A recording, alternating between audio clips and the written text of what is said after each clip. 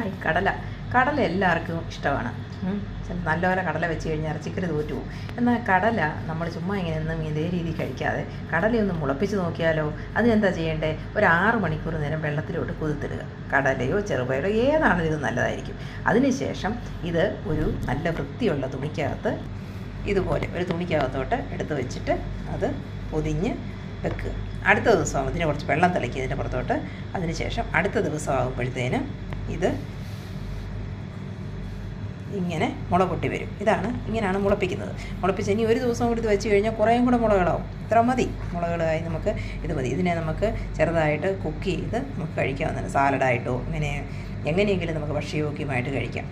ഇത് കഴിച്ചു കഴിഞ്ഞാൽ ഇതിൻ്റെ അകത്തുള്ള ഗുണം എന്താണെന്ന് വെച്ചാൽ പ്രോട്ടീൻ ഇതിൻ്റെ അകത്ത് കൂടുതലായിട്ട് വരുന്നു. പിന്നെ നമ്മളിങ്ങനെ മുളപ്പിച്ച് കഴിയുമ്പോഴത്തേന് ഇതിൻ്റെ അകത്ത് ന്യൂട്രിയൻസ് നമുക്ക് ശരീരത്തിന് അബ്സോർബ് ആഗിരണം ചെയ്യാവുന്ന രീതിയിൽ ആയി മാറുന്നു. പിന്നെ ഇതൊരു ആൻറ്റി ഓക്സിഡൻസ് ആണ്. അതുപോലെ എന്നാ സംഭവിക്കുന്നത്, നമ്മുടെ ശരീരത്തിന് സ്കിന്നിനൊക്കെ നല്ലതാണ്, സൗന്ദര്യത്തിന് നല്ലതാണ്. നമ്മുടെ ശരീരത്തിന് മൊത്തത്തിൽ ഒരു ഉന്മേഷം ഉണ്ടാകാനും വെയിറ്റ് കുറയ്ക്കാനും സാധിക്കുന്നു. എക്സസൈസ് ഒക്കെ കഴിഞ്ഞതിന് ശേഷം രാവിലെ എല്ലാ ദിവസവും ഒരു കൈപ്പിടിക്കകത്തുള്ള രീതിയിൽ കടലയോ ചെറുപയറോ ഒക്കെ മുളപ്പിച്ച് കഴിക്കുന്നത് നല്ലതായിരിക്കും. ചുമ്മാ കഴിക്കുന്നതിനേക്കാളും ഗുണകരമായ കാര്യമാണ്. അതുകൊണ്ട് ഇത് ശരീരത്തിന് സൗന്ദര്യം വെക്കുന്നതിനും നമ്മുടെ പ്രോട്ടീൻ റിക്വയർമെൻറ്റ് മീറ്റ് ചെയ്യുന്നതിനും സാധിക്കുന്നതായിരിക്കും.